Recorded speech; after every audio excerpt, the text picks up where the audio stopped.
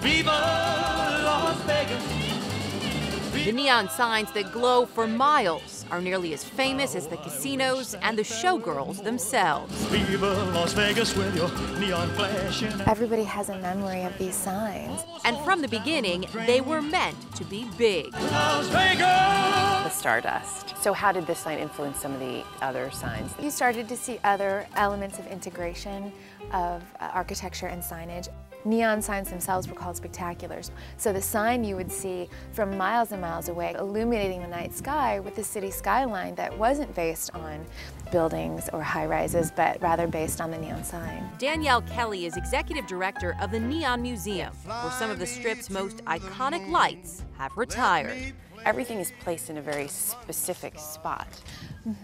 Newer signs behind older signs or vice versa, so that you have different physical condition of the signs. An imperfect object next to a really pristine sign. Was the goal too to sort of give you more of a sense of the history? Absolutely.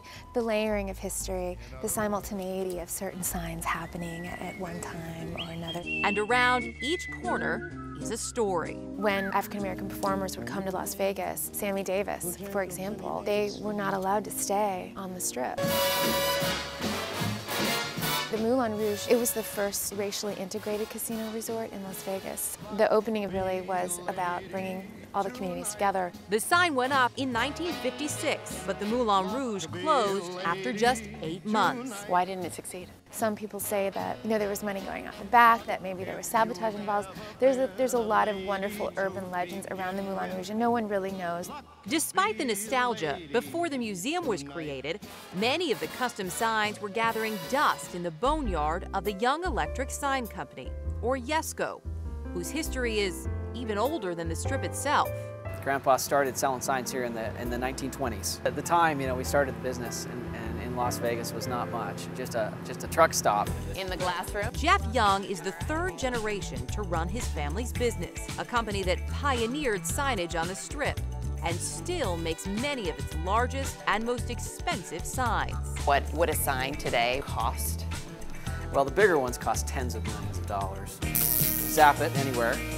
In its heyday, neon was 70 to 80% of YESCO's business. What is it about neon? What made it such a powerful choice for a sign at the time? Well, you can bend the tubes to any shape, which is where you can't bend a light bulb and you can't bend a fluorescent lamp. And the array of colors makes it a very versatile tool for providing light. Today, it accounts for just about 10% of their business, with LEDs and other technologies clearly dominating. The magic neon shop. But Young has a fondness for the original lights that put Las Vegas and his family on the map. What do you think those signs mean to the history and the culture of Las Vegas? You have the written history of Las Vegas, but what would Las Vegas be without all those iconic signs? These are pop cultural objects, and it's kind of wonderful to be a part of people recognizing the significance of that and caring. In a town where the one constant is change, these signs are a reminder of the importance of the past.